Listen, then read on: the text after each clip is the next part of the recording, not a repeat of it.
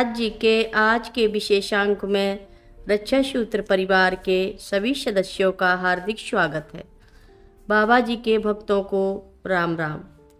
सांसारिक तपों से मुक्ति और आध्यात्मिक उन्नति में केवल एकांतवास ही सहायक हो पाएगा। संभवतः एकांतवास की खोज में ही आहत हृदय की बिखरी हुई ऊर्जा को नई शक्ति प्रदान होगी।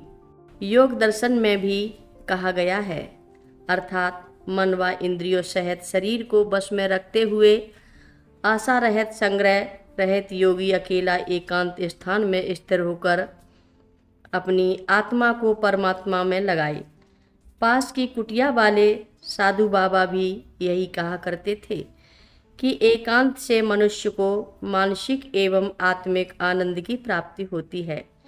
स्वयं को सांसारिक मोह माया एवं तृष्णा के तामसिक वातावरण से अलग करके ही मनुष्य अपने वास्तविक स्वरूप को जान सकता है। एकांत में की गई साधना, जप एवं उपासना ईश्वरीय निकटता का आनंद देती है। एकांत बालक लक्ष्मी नारायण अंतर्मन में व्याप्त विचारों के अंतर्मन से शक्ति की ओर जाना चाहते थे। उन्हें विश्वास था कि यह शांति व ईश्वर का साक्षात्कार उन्हें एकांत में ही प्राप्त होगा। गहन रात्रि थी। पत्नी राम बेटी भी दिन भर हवेली में मौसी माँ की सहायक बनकर डोलती फिरती थक चुकी थी। इस समय गहन निद्रा में थी। मन ही मन कुछ दृढ़ निश्चय कर चुके बालक लक्ष्मी नारायण नंगे पांव चुपचाप द्वार की ओर बढ़े। धीरे से द्वार खोला। सीढ़ियों के रास्ते नीचे मुख्य आहते तक पहुंच गए। फिर मुख्य मार्ग से बाहर आते हुए घर के बाहर पहुंच गए।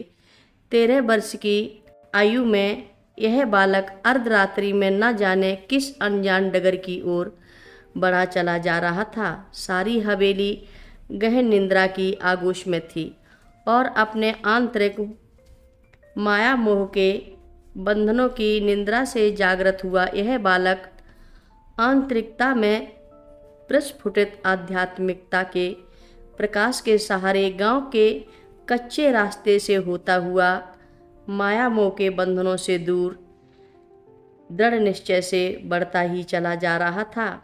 कहाँ किस ओर पता नहीं।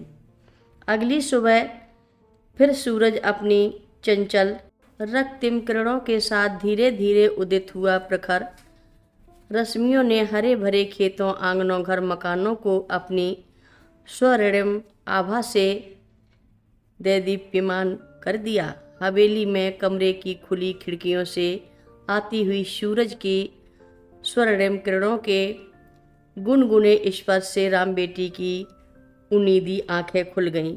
कमरे में इधर उधर देखा। सुबह की कोमल धूप का प्रकाश चारों तरफ बिखरा था। शायद उठने में देरी हो गई थी। ऐसा सोचकर राम बेटी घबरा कर जल्दी से उठी और कमरे में देखा तो पति लक्ष्मी नारायण नहीं थे। शायद पूजा स्थल में ध्यान में बैठे होंगे। ऐसा सोचकर वे जल्दी से नित्य कर्म से निवृत्त हो मंदिर की ओर बढ़ी। वहाँ झांक कर देखा दुर्गा प्रसाद जी और मौसी माँ अपने नित्य पूजा क्रम में तल्लीन थे। पति तो यहाँ भी नहीं थे। कहाँ होंगे? इतनी सुबह खेत वाली कुटिया में या छत पर वे छत में देखती हुई हर कक्ष में झांक आई थीं, पर पति लक्ष्मी नारायण जी कहीं नहीं मिले। कहाँ चले गए होंगे? यह सोचकर उनका मन घबराने लगा। जल्दी से नीचे आकर घर में आंगन में इधर उधर देखा। ऊपर कमरे की खिड़कियों से बाहर दूर तक निहार कर खेतों का बारीकी से निरीक्षण किया, पर कुछ नज़र नहीं आया। आते जाते सेवकों से उनके बारे में पूछा, पर किसी को कोई जानकारी नहीं थी। राम बेटी का मन घबराने लगा। वे जल्दी से पूजा कक्ष की ओर दोबारा भागी। दुर्गा प्रसाद जी पूजा समाप्त कर सपत्नीक बाहर आ ही रहे थे। इस तरह घबराई हुई राम बेटी को देखकर दोनों ने पूछा, क्या हुआ है? इतनी घबराई हुई क्यों हो? राम बेटी ने जल्दी जल्दी पति के कमरे में न होने और उनकी खोज की बात भी की।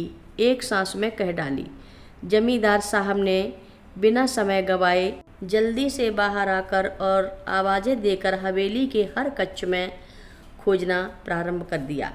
पीछे पीछे मौसी माँ भी इधर उधर आवाज़ें देकर ढूंढती रहीं। घर के बालक लक्ष्मी नारायण का कोई भी पता नहीं था। कथा लंबी है, आगे की कथा सभी भक्तों को अगले भाग में सुनाएंगे। हर रोज़ महाराज जी की कथाएं सुनने के लिए सभी भक्तों का धन्यवाद। सभी भक्त रक्षा सूत्र चैनल को सब्सक्राइब करें, शेयर करें, लाइक करें, घंटी बजाना ना भूलें।